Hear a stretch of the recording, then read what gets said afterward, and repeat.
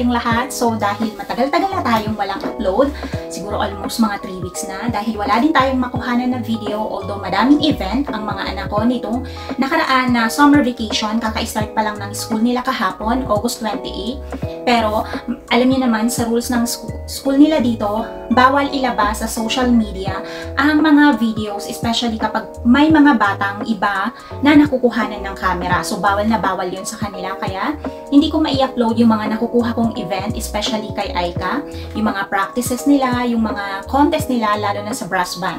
So okay, lumalayo na tayo. Since, for today's video, Naks, since matagal-tagal na yung nagawa natin na sharing my skincare, ang last na na-share ko sa inyo is about sa sunscreen, di ba? Although summer pa naman po dito, so gumagamit pa din po tayo ng sunscreen, kahit patapos na ang summer man yan, dire-diretso pa din yan paggamit ng sunscreen para protected ang ating skin. So, let's start naman kung ano ang i-share ko ngayon, dahil gusto kong i-share naman is yung puro share ha. Puro share na word. Ang gusto kong i-share sa inyo ngayon is yung ginagamit ko sa aking skincare every morning and night.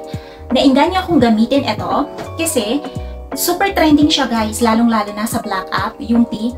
Grabe, ang trending niya, tapos mga Pilipina talagang gumagamit talaga and magaganda yung mga reviews niya. So sabi ko, made in Japan, so for sure meron dito. So naghanap talaga ako, nagpunta ko ng V-Drug, nagpunta ko ng Genki pero wala siya. And nakita ko ito sa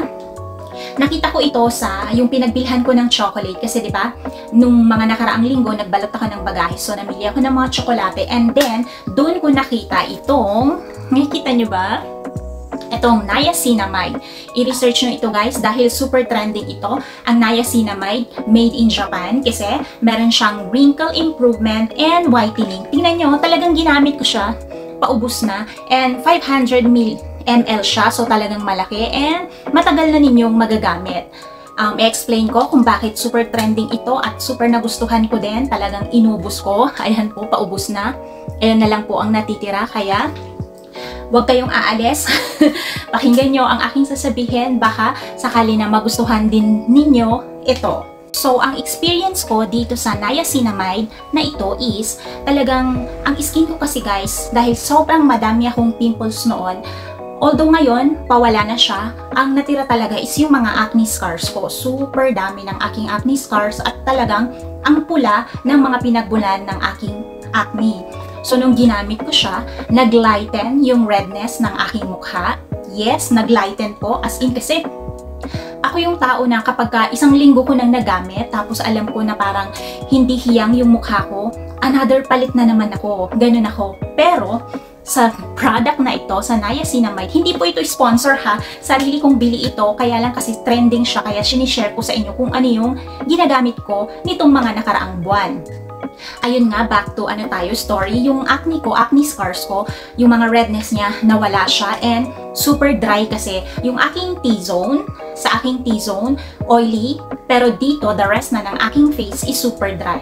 So, best din po ito for hydration kasi sa mga dryness na skin, napaka-perfect nito. And dahil thunders na tayo, alam nyo na, wala na tayo sa kalendaryo, so meron na tayong mga wrinkles na nandiyan dyan. Although hindi naman na siya mawawala dahil yun ang ating signs of aging, di ba? Pero kahit papano, di ba, mababawasan siya. So yun yung napansin ko sa aking mga wrinkles, medyo nabawasan siya. And the best din ito para sa mga melasma, sa mga pekas. Super best ito sa may mga ganon sa mukha dahil talagang ilalighten niya ang mga pigmentation sa inyong mga mukha. So, gusto ko talaga na i-share sa inyo ito dahil ginamit ko talaga. Nasa sa inyo naman po yun kung gaano karami ang paggamit ninyo kasi ako, alam nyo na, pagtamad na ako minsan, lalo na pag nag-i-skincare ako, nasa higaan na, imbis na yung lotion is para sa aking body, eto na din nang ginagamit ko sa aking katawan. Kaya siguro, may mga nakapansin na yung mga sa braso ko is parang lalo siyang pumuti. Although maputi na ako talaga, kaya lang, yung glow up, nag-glow talaga yung aking skin sa mga braso simula nung ginamit ko ito. Kasi ba naman, ito na din ang ginagamit ko, mukha, leeg, sa mga braso, tsaka sa mga legs kasi nga tamad na akong mag-lotion. Kaya siguro umabot lang sa akin ito ng almost 1.5 months. Pero siguro sa inyo, kung gagamitin nyo lang sa inyong mga mukha, sa leeg ng mga pakonti-konti, aabot ito sa inyo ng almost 2 months. Recommend ko ito talaga sa inyo guys, especially kapag ka, diba, medyo tight yung ating budget kasi hindi siya kamahalan ha, tapos napakalaki pa. Tapos kung gagamit kayo pa konti-konti lang, morning and night, hindi talaga siya basta-basta mauubos kaagad. Aabot ito ng buwan-buwan sa inyo. Ayun, so since patapos ko na siya, ayan. And then, meron pa akong isang isi-share sa inyo na aking ginagamit. Ito naman yung Cezanne na product, natural balancing cream siya. Actually, ano siya, gel cream, gel type yung pagka-cream niya. So, after kong mag-apply nito, after shower, ini-next ko naman itong gel cream. Alam niyo kung bakit? Kasi, ang skin ko sa mukha is hindi pare-pareho everyday. I mean, meron na ako minsan na rough skin, lalo na pag kulang ako sa tulog, sobrang magaspang yung mukha ko. Tapos kapag malapit na tayong magka-period, ayan, ganyan, maraming mga naglalabasan ng mga butlig-butlig at natutubuan pa ako until now ng pimples kahit matanda na tayo. So, nung ginamit ko ito, almost ano na din siya, 1 month ko na ata na nagagamit ito. Paubos na din. And napansin ko talaga na hindi ako nahihirapan mag-apply ng makeup kasi napaka-smooth ng aking skin, and every night din naman bago matulog kapag ina-apply ko to, as in talagang mararamdaman mo yung skin mo na talagang napakalambot at hindi siya makati sa mukha, lalo na sa akin kasi sensitive skin tayo, di ba may mga ganon, sensitive type of skin, yung konting ipapahid lang natin kapag ka medyo hindi nahiyang is mamumula ka agad yan tapos makati, di ba? Ganun po ang aking skin. Pero nung tinry ko to, kasi nga, ang nakalagay dito is prevents rough skin, moisturizes skin in bad condition due to dryness, and number 1 check din yon dahil napaka-dry din po ng aking skin, especially dito sa part ng aking chin.